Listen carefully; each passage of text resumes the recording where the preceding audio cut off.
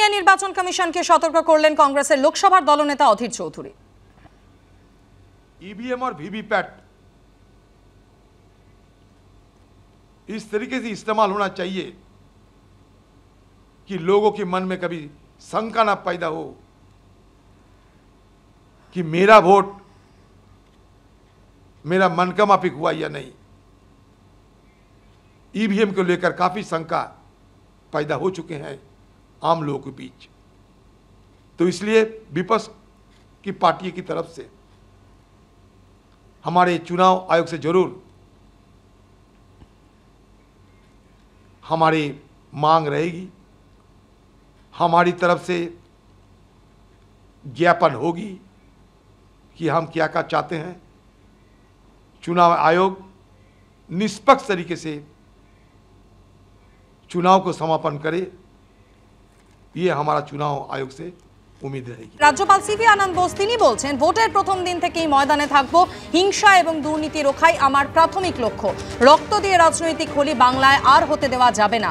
ভোর ৬টা থেকে রাস্তায় থাকব, মন্তব্য রাজ্যপালের।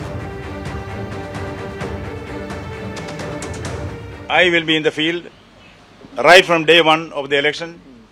My two priorities will be to see that violence is ended, corruption is ended in election.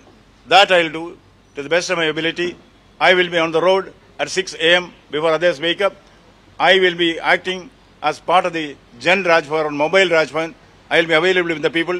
You know what I once said during the Panchayat election? Political holy with the human blood will not be allowed in Bengal anymore. রাজ্যে অবাধ শান্তিপূর্ণ ভোটের ক্ষেত্র প্রস্তুত, তৃণমূল চায় রাজ্যে এক দফায় ভোট, মন্তব্য করেছেন কুণাল ঘোষ। এক দফায় পশ্চিমবঙ্গের ৪২টি লোকসভা আসনে ভোট চাইছে সর্বভারতীয় তৃণমূল কংগ্রেস। কারণ এ রাজ্যে অবাধ গণতান্ত্রিক শান্তিপূর্ণ নির্বাচনের ক্ষেত্র প্রস্তুত রয়েছে। দুই হচ্ছে, এর আগের বার ২১ সালের বিধানসভা নির্বাচনে ৮ দফায়, করোনার মধ্যে ৮ দফায় ভোট করেছিল নির্বাচন কমিশন।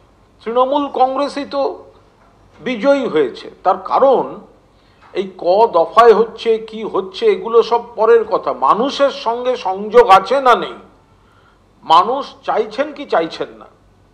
তো ফলে আমরা বলছি যে দীর্ঘদিন ধরে পশ্চিমবঙ্গে বিরোধীদের দাবি মেনে কয়েক দফায় ভোট, এতদিন ধরে স্কুল কলেজগুলোকে আটকে রেখে কেন্দ্রীয় বাহিনীর থাকা, পঠন পাঠন বিঘ্নিত হওয়া, এই ধরনের কাজকর্ম না করে এক দফায় বাংলায় আমরা ভোটের দাবি জানাচ্ছি।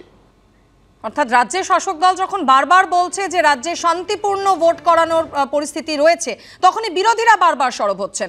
২৭ দিনে ৫৬ জন খুন হয়েছে বাংলায়। এই পরিস্থিতি তৈরি না হলে কেন্দ্রীয় বাহিনীরও প্রয়োজন হতো না, পাল্টা শ্রমিক ভট্টাচার্য।